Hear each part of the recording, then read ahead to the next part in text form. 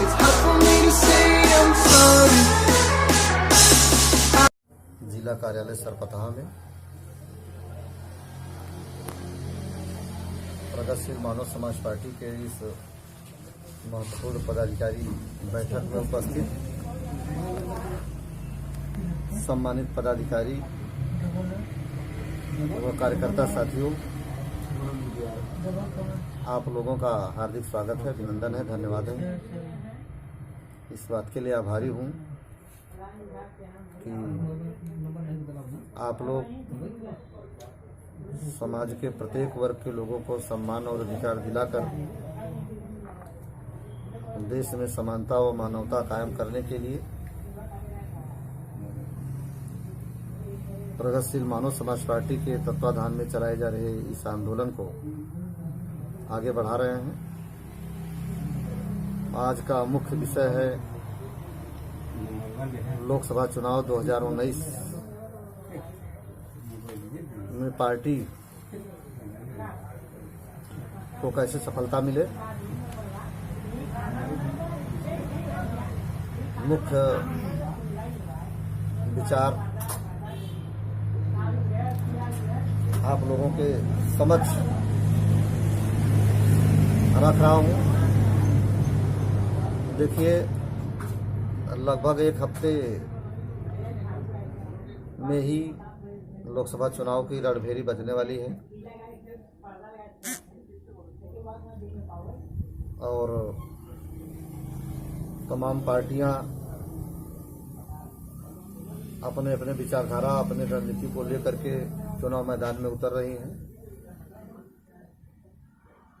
और इसमें जनता के कुछ मुख्य सवालों को लेकर के, मुद्दों को लेकर के प्रगतिशील मानव समाज पार्टी लोकसभा चुनाव में उतरेगी।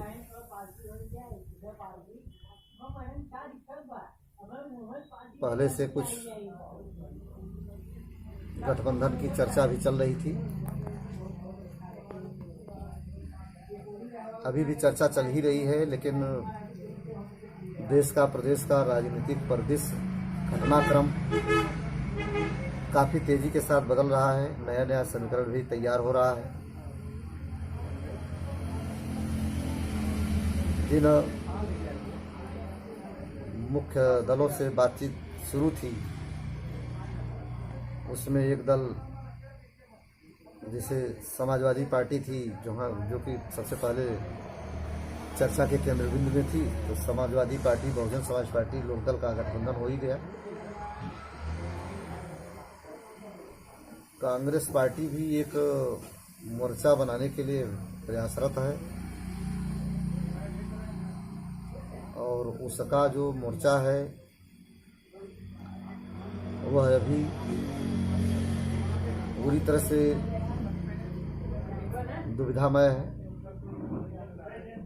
दुविधामय यह कि एक तो कांग्रेस स्वयं आत्मनिर्भर होकर के छोटे दलों को मोर्चा बनाने के प्रयास में 3-4 दिन से राजनीतिक परिदृश्य बदला है। खास करके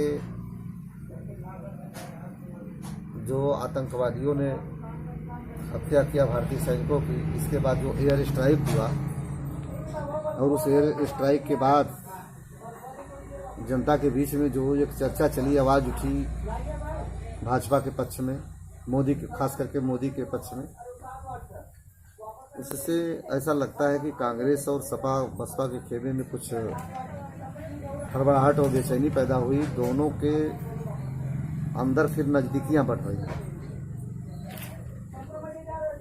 जो कि सपा बसपा ने 2 सीट दे करके कांग्रेस को गठबंधन से खारिज कर दिया था। वह सपा बसपा फिर ऑफर दे रही है कांग्रेस को। उसको ये लग रहा है कि कहीं कांग्रेस ने ये मोर्चा बना करके यहाँ पर लड़ाई को त्रिकोणीय बनाया तो जिस अल्पसंख्यक या खास करके मुस्लिम वर्ग के वोटों का बहुत बड़ा भरोसा सपा बसपा करती है, वो वोट विभाजित हो सकता है, 2 भाग में जा सकता है, कुछ और मत भी विभाजित होगा। और राष्ट्र एक केंद्रीय चुनाव है तो कहीं लड़ाई भाजपा बनाम कांग्रेस यानी एनडीए बनाम यूपीए न हो जाए। यदि ऐसा हो गया तो सपा बसपा गठबंधन करके भी तीसरे स्थान पर आ सकती है। इस डर में, इस हड़बड़ाहट में पुनः सपा बसपा की तरफ से प्रस्ताव कांग्रेस के पास गया है कि 9 सीट आप लोग ले लीजिए, तो 2 से बढ़ करके 9 आप गठबंधन में आप ही रहिए। कांग्रेस की तरफ से 20 सीट की बात चल रही है कि 20 कम से कम हमको सीट दिया जाए। अब 9 और 20 के बीच का मामला है। यदि यह बात बन जाती है तो यह मान करके चलिए कि कांग्रेस भी तब किसी और से गठबंधन नहीं करेगी, क्योंकि सपा बसपा लोक दल का गठबंधन है। यदि उसमें कांग्रेस को जगह मिल गई तो दूसरे के लिए जगह बच नहीं रही, तो कांग्रेस जिनसे भी बात कर रही है सबको छोड़ देगी कि भाई जाइए आप लोग अपना लड़िए अपने हिसाब से। अब हम तो सपा बसपा के गठबंधन हो गए तो हमें खुद ही सीट लेने मुश्किल हो रहा है, हमको लोग ना उठते रहे। तो लगता ऐसा है कि ये 16-17 सीटें लोग दे देंगे तो कांग्रेस मान नहीं सकती, और यदि कांग्रेस मान जाएगी तो मान के चलिए कि कांग्रेस भी किसी से अब गठबंधन नहीं करेगी, न सपा बसपा लोग करेगी। तो केवल बात बीजेपी की रहेगी। बीजेपी की जहां तक बात है, अब बीजेपी कांग्रेस के जाने के बाद अपनी स्थिति का आकलन करेगी। यदि उसको ये लगेगा कि सपा बसपा कांग्रेस लोक दल के सामने हम कमजोर पड़ रहे हैं, तो कुछ दलों को जोड़ सकती है अपने साथ गठबंधन में, छोटे दलों को। बड़े दल को तो नहीं, लेकिन छोटे दल को, बड़े दल कोई खाली ही नहीं है। बड़े दल तो सभी तरफ हो ही गए जो उत्तर प्रदेश में रन कर रहे हैं, सपा बसपा लोक दल कांग्रेस। तो बच रहे हैं छोटे दल। ये तो उसके आकलन के हिसाब से स्थिति चाहे जमीन पर जो भी हो, लेकिन ये बीजेपी को समझ में आएगा कि नहीं हम कुछ कमजोर पड़ रहे हैं, तो प्रगतिशील मानव समाज पार्टी सहित कुछ और दलों से बातचीत तो चल ही रही, गठबंधन कर सकती है। और उसको ये लगेगा कि नहीं हम पर्याप्त हैं, एयर स्ट्राइक के बाद जनता मोदीमय हो चुकी है, तो हमें गठबंधन की जरूरत नहीं है, तो वो नहीं भी कर सकती। ये गठबंधन की जमीनी हकीकत है। तो ऐसी परिस्थिति में गठबंधन होता है प्रगतिशील मानव समाज पार्टी का, तो ऑल द बेस्ट है, बहुत अच्छा सब लोग चाहते भी हैं। और यदि नहीं हो पाया तो उस स्थिति पर भी आपको लड़ाई लड़ने के लिए अलर्ट तैयार रहना होगा। उसमें आपको तब अध्ययन करना होगा कि कौन सा समीकरण ठीक पड़ेगा। आपको सीट वार अपना समीकरण बैठाना होगा, क्योंकि पूरे प्रदेश के हर सीट का एक ही समीकरण तो हो नहीं सकता।